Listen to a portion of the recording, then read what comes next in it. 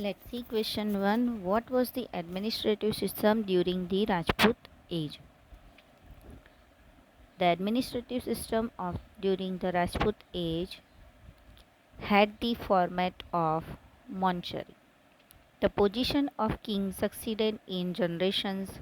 Their heir apparent selected by the king was called crown prince. Rajput age में monarchy का format use किया जाता था। वहाँ पे जो बड़ा बेटा है वो किंग की पोजीशन हायर कर सकता था और उन्हें क्राउन प्रिंस का नाम दिया जाता था। It was not compulsory that only eldest son could hold the position of the king. Sometimes people or ministers elected or selected their king. For example, Yashakar, the king of Kashmir, was selected and enthroned by a group of Brahmins. हर बार ऐसा नहीं था कि बड़ा बेटा है उसको ही king की position दी जाती थी, बट समटाइम्स उनकी मिनिस्ट्री में से भी पीपल इलेक्ट करके लोग सिलेक्ट करते थे किसी को भी किंग बनाने के लिए। उसका बेस्ट एग्जांपल है यशकर, जो कश्मीर का किंग बना था, तो एक ब्राह्मण ग्रुप के द्वारा उसे चुना गया था। In Gujarat some minister of council offered the throne to Kumarpal. The ministers were appointed to assist the king in the administration. Kings carried out administration keeping in view the good of people and the general welfare of people. जो दूसरा example है वो गुजरात में कुमारपाल का है, जिसको minister council द्वारा ताज पहनाया गया था। तो किंग का क्या काम है कि जो एडमिनिस्ट्रेशन सिस्टम है उसको अच्छी तरह चलाना, जनरल पीपल के वेलफेयर का काम करना। And sometimes people had to tolerate a lot because of poor administrative policies of the king. During the Rajput age, there was federal administration system. Panchayats and village assemblies conducted local administration. Sometimes जो आम आदमी है उनको बहुत ही सफ़र करना पड़ता था, क्योंकि उस समय के राजा की एडमिनिस्ट्रेटिव पॉलिसीज़ बहुत ही अच्छी नहीं थी।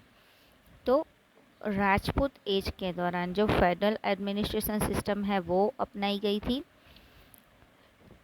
विलेजेस में पंचायत या विलेज असेंबली के द्वारा लोकल एडमिनिस्ट्रेशन चलाया जाता था। Question number 2. What was the development in the field of art and literature in the medieval as?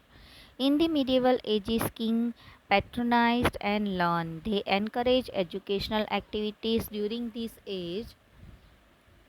Many important volumes in Sanskrit, Prakrit, Tamil, Telugu, Kannada, Malayalam and many other languages were composed.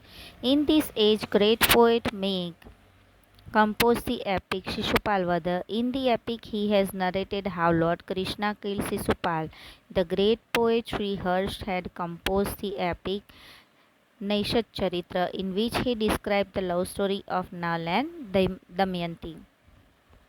So, Rajput era के medieval as के जो king है वो patronise और बहुत ही lawn और देशभक्त थे। तो उन्होंने एजुकेशनल एक्टिविटी को एनकरेज मिले ऐसी बहुत सारी एक्टिविटीज़ की है।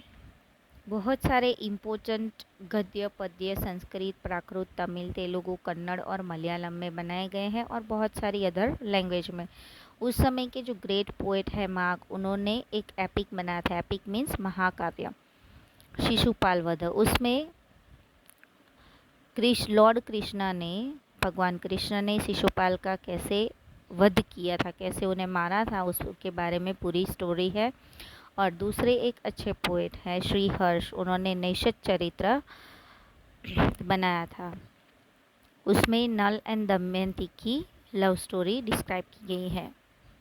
Jain Muni Hemchandracharya wrote a volume, Kumarpal Charitra, based on his life of Kumarpal, a king of Solanki dynasty of Gujarat. Beside, he wrote a volume on grammar named Siddham Shabdabhushan San. A procession to honor the volume was taken out on the elephant during a procession in Patan. एक another poet है हेमचंद्राचार्य मुनि, जैन आचार्य। उन्होंने कुमारपाल चरित्र कुमारपाल की life पे बनाया, जो कि सोलंकी काल के राजा थे गुजरात में। और उन्होंने एक बड़ा सा वॉल्यूम बनाया जिसे कहा जाता है कि सिद्धहम शब्दभूषण। तो उनके प्रोसेशन के समय उनके जो भी ताज पहनाया जाता था उस समय वो जो वॉल्यूम है उन्होंने बनाया है सिद्धहम शब्दभूषण मीन्स डिक्शनरी अब हम कह सकते हैं। तो उसे भी एक हाथी के ऊपर ले जाकर उसका भी प्रोसेशन हुआ था, उसका भी से यात्रा निकली थी पाटन में। In this age Bhavabhuti wrote a Sanskrit play named Uttam Charit. The poet Kalhar wrote Rajtarangini. Several other literary volumes like Mudrakshara or of Vishakadatta, Vikramadev Chand of Bihan, Katha Sarit Sagar of Somdev, Prithviraj Raso of Chand Bardai, Prabodh Chintamani of Maruchanga was composed in this age. In this age, based on Panchatantra, Narayana Pandit wrote collection of stories named Hitopadesh. Thus, the medieval age is boosted of noteworthy development in this sphere of literature. So, इस तरीके से बहुत सारे poet ने बहुत अच्छी अच्छी कहानियाँ और स्टोरी लिखी है। Question number 3. What was the development in the field of sculpture and architecture in the medieval age? The kings in the medieval age were greatly fond of constructing gorgeous and artistic buildings. The chief construction among them are temples, forts, palaces, lakes, ponds, wells, etc. जो medieval as के king थे वो बहुत ही artistics और बहुत ही सुंदर construction बनाने के लिए बहुत ही फेमस थे। तो उनके समय में जो बड़े बड़े मंदिर बनाए गए, किले बनाए गए, पैलेसेस, लेक्स, पॉन्ड्स, वेल्स, वो बहुत ही फेमस हैं। During this age well known architectures like Khajuraho temple of Madhya Pradesh in north India, Puri Temple in Bhubaneswar, the Sun Temple of Karnak, Marchand Temple of Kashmir, Sun Temple of Modhera in Gujarat, Somnath Temple of Lord Shiva near Veraval, small temples of Delwada on Mount Tabu were constructed.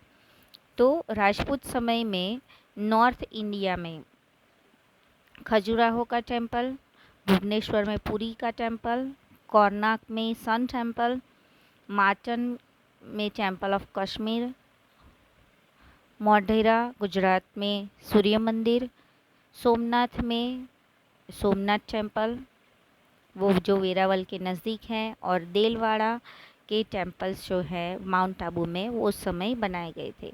In the south India there were caves representing three religions of Hinduism, Buddhism and Jainism at Ellora. The Kailash temple among them is very famous.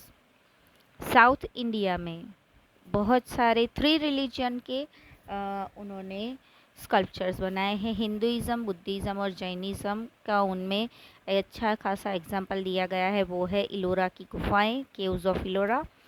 The Kailash temple among them is very famous. The Elephant Caves on an island in the Arabian Sea near Mumbai are worth watching.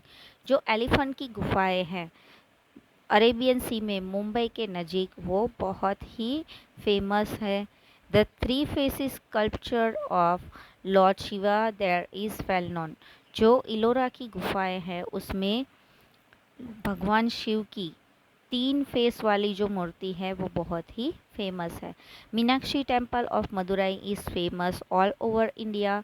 The imposing tall gateways of gopurams are a speciality of the temples of South India. Thus, there was a considerable development in sculpture and architecture in this age. और जो gateways पे गोपुराम्स की जो temples है वो south India में बहुत ही फेमस है। इस तरीके से उस समय के जो राजा महाराजा है उन्होंने उस समय का कल्चर और आर्किटेक्चर को बहुत ही बढ़ावा दिया था, डेवलपमेंट किया था। Question number 4, how did the Rajput rule came to end why? In the Battle of Tarai, Prithviraj Chauhan was defeated against Shahabuddin Ghori, the Sultan of Ghazna, and thus the Rajput rule came to an end in Delhi. जब तेराई का युद्ध लड़ा जा रहा था तो पृथ्वीराज चौहान थे, वो शहाबुद्दीन घोरी के अंडर वो हार गए, जो कि गजना के सुल्तान थे। और इस तरीके से दिल्ली में राजपूत एरा का एंड आया और वहाँ से ही जो शहाबुद्दीन घोरी है उसने इंडिया में पैसरा किया और वहाँ से उसने इंडिया के साउथ और नॉर्थ कई सारे राज्यों में अपने पैर पसारे। तो इस तरीके से इंडिया में राजपूत एज का अंत आया। Question number 5, who was the first sultan of slave dynasty a to rule Delhi? जब दिल्ली जो स्लेव बना था तो उसका फर्स्ट सुल्तान कौन था? मुस्लिम सुल्तान। तो Qutubuddin Aibak a slave of Shahabuddin was the first sultan of the slave dynasty to rule Delhi. जो कुतुबुद्दीन ऐबक है, शहाबुद्दीन घोरी का एक नौकर था, उसे दिल्ली के स्लेव डेंसिटी का राज्य बनाया गया। Question number 2, choose the correct option and answer the following questions. Who appointed Kumarpal as the king? Then answer is C, Council of Ministers. Number 2, which grammar book was written and composed by Jain Acharya Hemchandracharya? Then answer is number A, Siddham Shabdabhushanashana. Then number 3, where is Khajuraho temple situated? Then it's in Madhya Pradesh, A. Number 4, who was the first sultan of slave density of Delhi? And its answer B, Kutubuddin Aibak. So dear students, here our textual question answer gets over. Watch this video carefully. Thank you very much.